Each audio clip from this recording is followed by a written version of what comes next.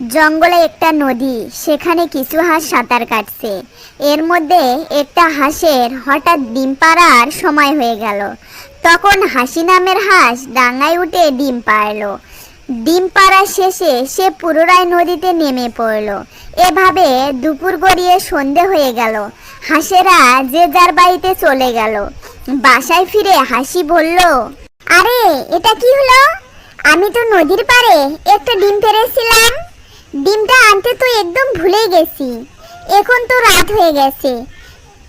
কি করে আমি এখন আবার নদীর কিনারায় যাই?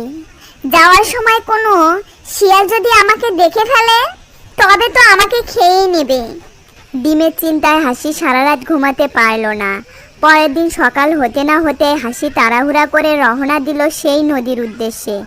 নদীর পাড়ে গিয়ে হাসি তার ডিমটাকে খুঁজতে থাকলো, কিন্তু কোথায় সে ডিম পেড়েছিল সেটা সে কিছুতেই মনে করতে পারল না। অবশেষে হয়রান হয়ে সে তার বাড়ি ফিরে আসলো। হে আল্লাহ, এটা আমার কি হয়ে গেল? আমি তো আমার ডিমটা খুঁজেই পেলাম না।